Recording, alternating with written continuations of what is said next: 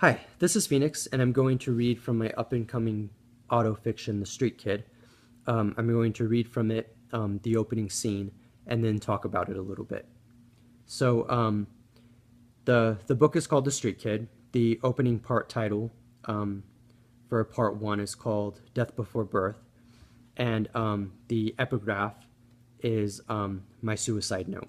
So just something to think about as I read. I want to die is all I can think of.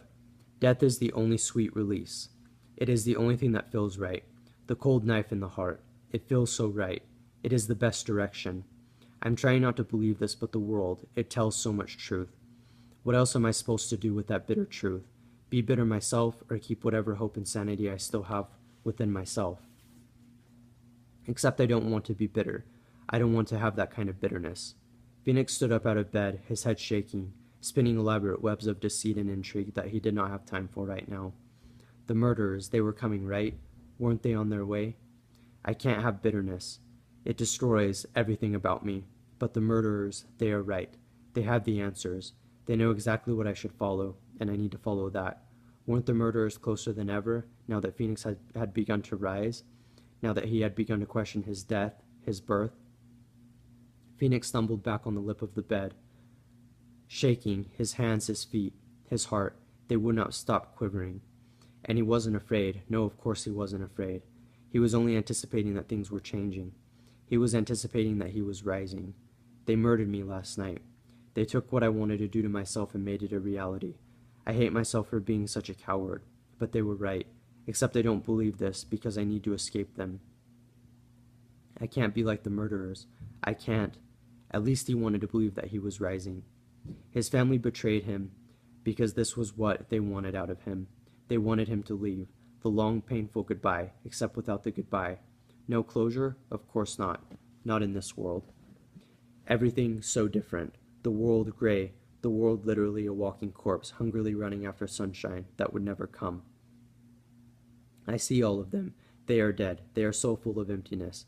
Don't they understand this about themselves? Don't they understand that they are corpses, zombies with no life? Don't they understand? Phoenix was crying. He couldn't stop himself, the tears flowing so smoothly, like blood out of a new wound. He stood up and held his chest and shoulders, seeking warmth that he wasn't going to find. He shakily opened the drawer and pulled out a t-shirt. Today, I will go as myself. A red t-shirt, a painful, happy nod to the reflection, staring back with the same apathy as everything in the world, as everyone in existence. A red t-shirt with the word Arizona and Phoenix stitched across in dead letters. But maybe there can be fire. He needed to go to Phoenix.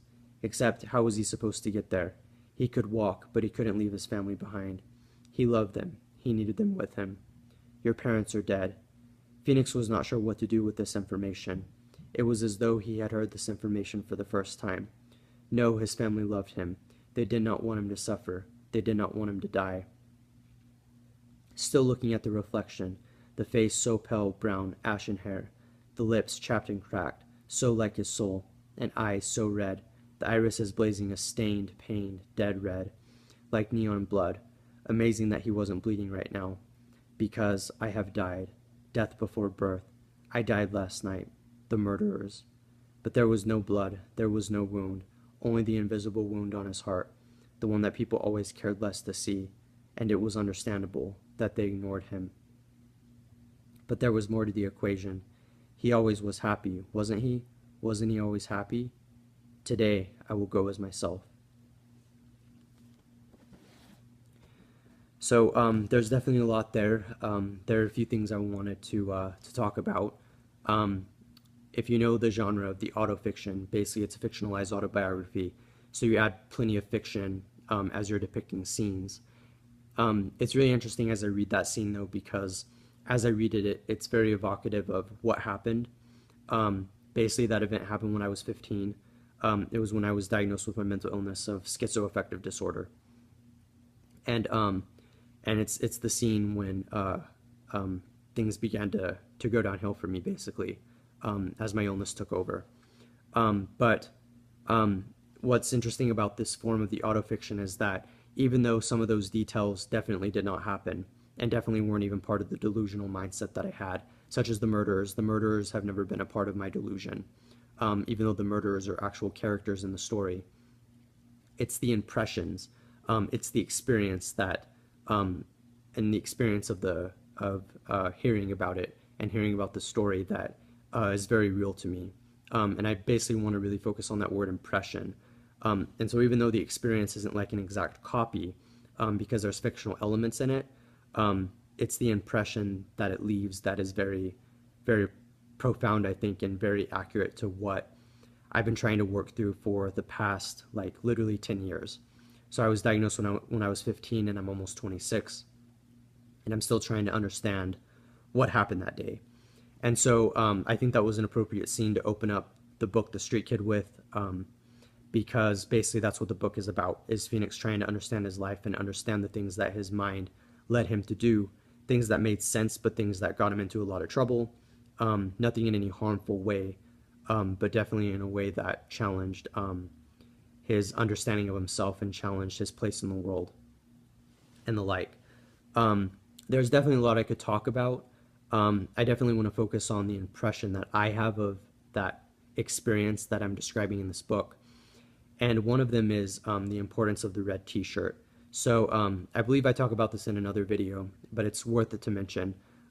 So the shirt is says Phoenix, Arizona on it. And that's where I got the name Phoenix. So Phoenix is important in terms of the whole theme of the cyclical theme of reincarnation, of rising from the ashes, of death and rebirth, and the like. It's very symbolic of that attitude, of that idea and that metaphysics, but it's also symbolic of Phoenix, Arizona, that day that I was wearing that Phoenix, Arizona shirt, and I've never been able to forget that. So there was something about wearing that shirt that day that kind of branded that experience in my mind. And so Phoenix really, really stuck with me. And so I was in the hospital, and they basically ripped off the shirt. And that was a metaphor for me becoming a vulnerable person, for having my mind ripped open and exposed for all the world to see. And it was a very, very crazy experience. But in terms of what happens in that scene, that shirt is very important, because I remember that day looking in the mirror and having that feeling where I was like, I kind of feel like I've been living a lie like all my life, and I'm having all these thoughts right now, and I want to be able to embody those thoughts and embody these true, authentic thoughts. And so today I will go as myself. And so I remember putting on that shirt, the Phoenix, Arizona shirt, and the symbolism of this is kind of hard to describe, but I think the basic idea that you get out of this is this idea that I was wearing a shirt that was going to make me feel vulnerable.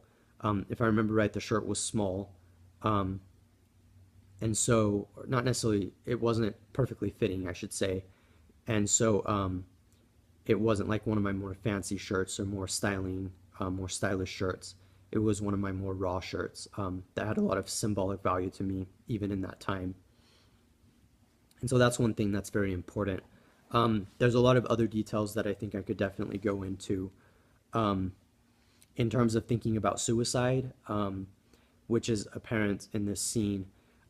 It's interesting because it wasn't necessarily that I was thinking about suicide in this time, but I used suicide as a metaphor for the delusion that I was having during this time, and the delusion that you'll figure out as you read the book, and the like, and you see the delusions manifest, is this idea that I was dead. And I think when you extrapolate that further, it's an interesting idea that I would have a delusion that I was dead. That's why there's the reference to the zombies, and that everything around him is dead, because it was really weird but that day, like, I describe it as kind of a transcendental experience, despite how very earthly and deathly everything was. And I describe it that way because the world literally seemed to be standing still. The world was very gray that day, and I personally thought that I was dead, and I thought that I was basically living in a kind of underworld, not as you would imagine with like fire and Hades and the like, but a very like what could be described a very contemporary underworld idea, an urban underworld where the city seems the same, but there's kind of like an underpinning that is really hard to describe, and an underpinning of like death. And I remember that stuck with me a lot that day. And so it was really intense. And so I'm not sure what your impression of this opening scene is. And of course, I could talk about it forever, which I won't do, just to not reveal all the secrets and to let you make your own conclusions. But in terms of thinking about the fear that I had, it was very weird because um, I wouldn't describe myself as necessarily having fear that day, and yet I did have fear in the sense that I was like, I don't know what my mind is doing, I don't know what I'm doing, and so I kind of just ran with the delusions, and so that's why I referenced to the idea of quivering and shaking. Um, but that's the thing is, I remember looking at the mirror, and when I did look at the mirror, like I literally thought that I was looking at like my dead self. And so that's why there's the reference to the ashen hair, to the chapped lips that are cracked like Phoenix's soul, because essentially I thought I was dead. And I'll never forget that experience because it definitely changed my perception on things. To me, it was an interesting way for my illness to begin to manifest, um, because I kind of describe my diagnosis of my mental illness as like the death of me, or what became the death of me, and that's why I use the metaphor of death before birth, because this happened when I was a teenager and when I was still living life, and still being born essentially, and yet I felt that I was dead, and but that's why the theme of like of reincarnation, of the cycles, the birth and the death and the rebirth and the like is so important, because it kind of gives you hope that like Phoenix goes through cycles, and that his mental illness didn't define him, or didn't define me, and that there was a lot more to it. So there's plenty more I could say, but I definitely want to close with just this idea that um, that's really what I'm trying to do with this scene, and with this book, as I've said, is like just try to figure out what happened that day. I still don't know what happened that day. It's very strange how you can go from a very energetic, active teenager, who is kind of, who was a little shy, and didn't interact so much with his peers as much as would have been nice, but how he could go to being so energetic to literally being catatonic and delusional, and lost. And that's what I really want to capture, because that's a kind of tragedy that I see within myself that I've never been able to escape, but that I understand defines me and defines my life.